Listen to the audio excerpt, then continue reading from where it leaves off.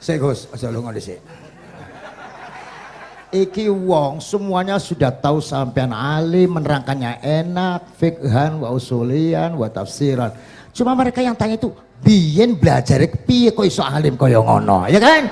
Nah, terangkan Gus, terangkan. Mati.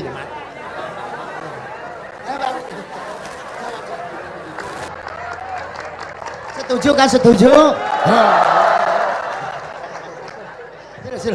Asal dakaik.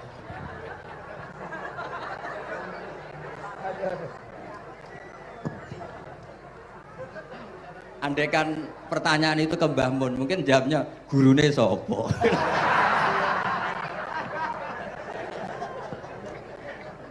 Tapi mungkin kalau ke mbah-mbah saya yang juga bapaknya Nibiha juga Mbak Abdul Aziz, mungkin putuku.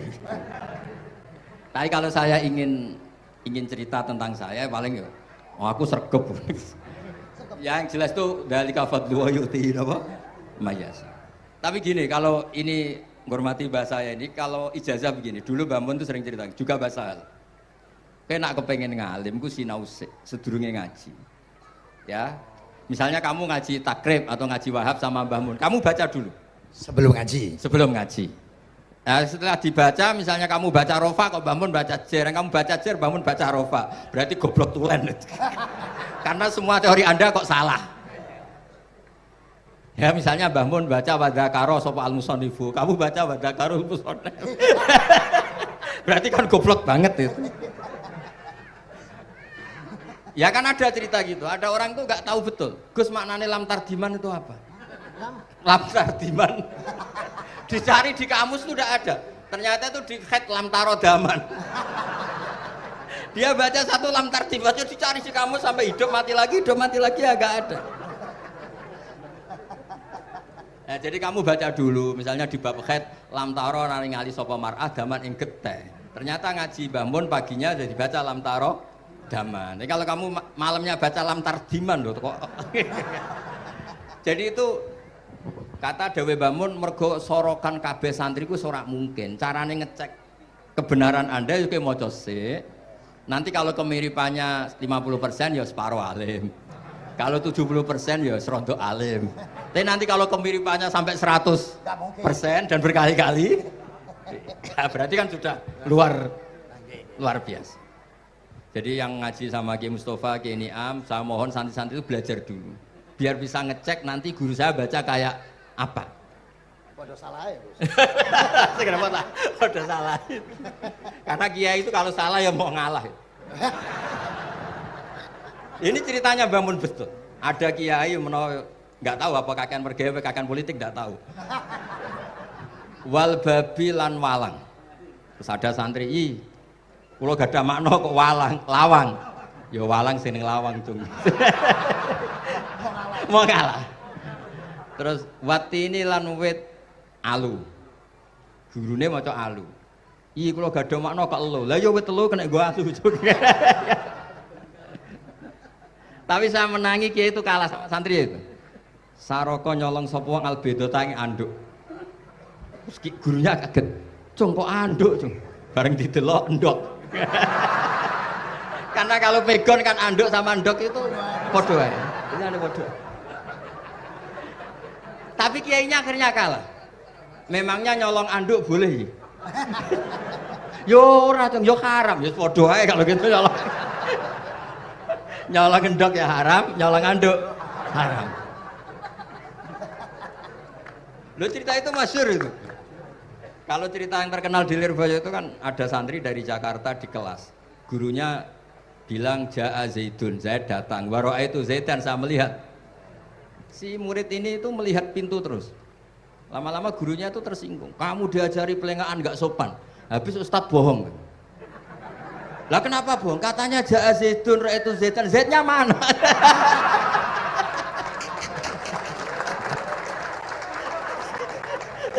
Dia gak ngerti. Zaid datang, saya melihat. Mana orangnya kok? Kok dibahas-bahas terus itu? Ya, jadi yang serius tadi kalau sampean ingin nguji kualitas Anda, Makanya saya dulu itu pede baca kitab di depan Mbah Mun karena ya ngecek. Dan dulu itu Gus Zofur, Gus Kamil sebelum ngaji ya itu mesti sinau sama saya. Nanti ketika Mbah Mun baca, tadi kalau kemiripannya kita 90% ya bagus. Syukur-syukur sampai 100. Dan itu terulang sampai Wahab Hatam, Jamul Jami' Hatam. Sehingga kita tahu. Jadi kalau diskusi kita kok salah ya tahu, kalau benar ya tahu. Kalau tahqiq ya tahu. Biasanya kalau tahqiq itu Mbah Mun karena takut nyalahkan kiai-kiai Jawa, kalau baca 2 kali, misalnya begini. Yasmalu, kadang diwaca Yasmilu ya apa-apa nggih Jawa wae gitu. Karena kalau kita memaksakan sampai benar seperti di kamus, kayaknya kalau kiai Jawa itu berat. Berat sekali. Dumeli bojo bolak-balik wis mesti ora goblok wis apik lah. Karena kalau baca tahqiq itu kan butuh kamus. Yang benar itu Yasmalu misalnya. Tapi kan populer juga orang baca Yasmilu. Saya tuh menangi loh, Kiai Jawa dulu baca Simai itu menangi, Masdar Simai. Lama-lama setelah banyak alumni Al-Azhar terus berdasar kamus, baca Samai semua sekarang. Saya menangi Kiai itu baca Dilalah. Lama-lama karena sekarang udah banyak punya kamus, baca Dalalah. Fa'alah. Jadi Kiai itu juga kadang-kadang keteror muridnya. Makanya Syekh Zakaria Al-Ansori itu pernah ditanya, kenapa engkau begitu alim alama sampai dilakopi Syekhul Islam?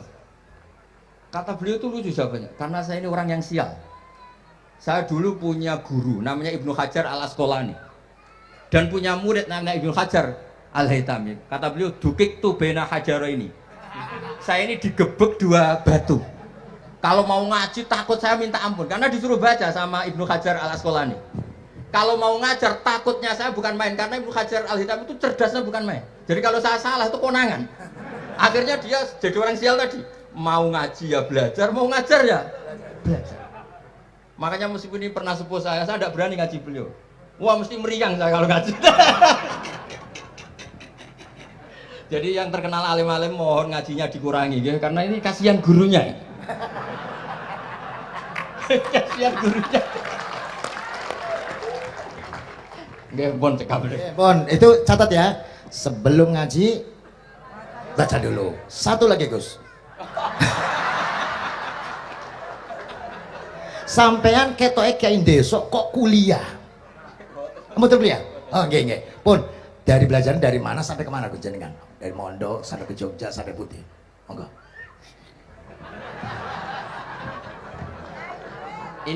Ini karena sesuai kontrak, nggak boleh nyulayani janji sekali aja Sekali tak tekno Gus. Jadi sebetulnya kalau di ilmu, saya kan sering ketemu ahli geologi, ahli sosiologi. Sebetulnya di ilmu kita, saya kan lama di Jogja dan itu yang saya pakai juga ilmu zaman di pesantren. Misalnya sosiologi itu kan ada mukadimahnya Ibnu Khaldun. Itu kan teorinya luar biasa. Misalnya begini, kenapa Rasulullah itu harus dari suku Quraisy, suku yang sangat terhormat di Mekah?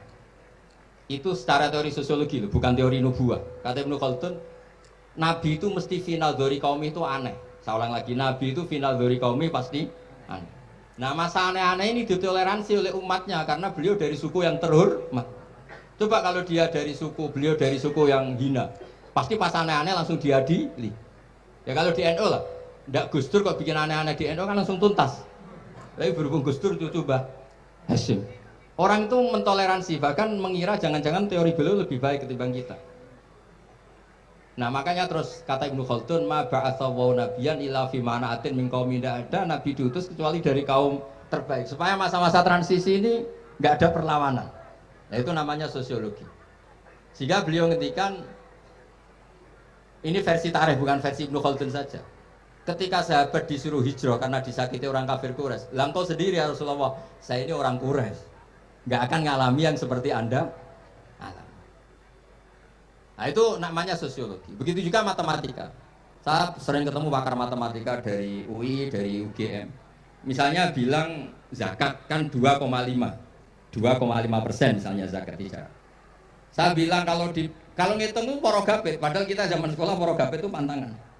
Tapi saya bilang saya punya matematika lebih cepat. Apa itu Pak Bah? Kalau manggil saya Pak Bah.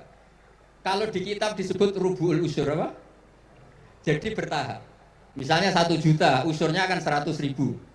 Setelah 100.000 rubuhnya 25.000. Itu kita tidak usah pakai catatan bisa. Nah itu matematika Arab. Makanya orang Arab tuh nggak bisa nulis, tapi matematikanya cepat karena bertahap. Misalnya 1 miliar ya cari aja usurnya 100 juta. Berarti rubuhnya 25 juta. Berarti 2/5, 2,5-nya 1 miliar itu 25 juta. Tapi kalau orang Arab bilang itu rubul usur. Diusurkan dulu baru dirubuk. Misalnya 6. 2/3 6 berapa? Orang Arab bilang sulusan. 6 sulusnya 2. Sulus 2 kali berarti 4. Sama misalnya zakat zuruk. Zakat zuruk itu kan al-usyur sama nisful usyur. Berarti misalnya kalau tidak disirami, ya, tidak biaya, zakatnya itu 10%, berarti per 100, 10. Nah sekarang kalau 10 ini kan berarti 1/10. Lah nanti kalau disirami pakai biaya, namanya nisful usyur, berarti 5. Jadi orang Arab tuh gak mau langsung bilang 5, karena kalau 100 dibagi 5 itu jadi 5 itu mikirnya panjang. Jadi diusurkan dulu, terus nanti dibilangkan nisful usyur. Nah, jadi ilmu khazanah kita ini sudah luar biasa. Nah, itu makanya terus orang Arab kalau ngitung matematika itu udah usah tulisan, udah usah porogabit karena bertahap tadi. Jadi misalnya 2,5 bahasannya apa? Rubu'ul usyur. 1 miliar, usurnya berapa? 100, rubuknya berapa? 25.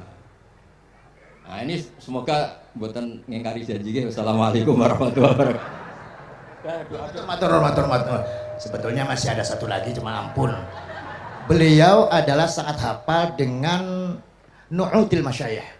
Artinya sebutan, kenapa Imam Ghazali itu Syekhul Islam, Hujjatul Islam, kenapa Imam Anu Syekhul Islam, kenapa Imam Anu, sahabat Anu, ada Saifullah, ada Asadullah, itu biar ahli sekali, karena ini belum tuntas, jadi ya berikutnya insya Allah kita mentongakakan, ya Allah moga-moga Gus Bah gelem kono ndonga jajal dongane Gus Bah karo donga sampean mandindi kira-kira. Matur nuwun Gus, matur nuwun Sayyid, matur nuwun, sangat matur nuwun, sangat Masya Allah. Niki jelas Gus Bah itu enteng, cepet itu diterimanya ku, apa jenenge keterangannya cepat dan lain sebagainya cepat. Enggak ada kayak yang jelimet. Tak kira apalagi saya mendengar dianya saja nggak paham kok. Nah itu. Nah, demikian matur nuwun, sampai kudu matur nuwun sangat wong sing lagi uzlah ora gelem. Luar biasa kita hanya udah selanjutnya atau mau Gus. Kulo sak sedulur sak santri nek pas jenengan donga pas uzlah njaluk ditongakne ngoten mawon. Nggih, ngoten mawon pun nggih. Sampai itu. Allahumma shalli ala sayyidina Muhammad wa sallim ala alhamdulillah rabbil alamin. Allahumma rabbana zalamna anfusana wa illam taghfir lana wa tarhamna lanakunanna minal khasirin.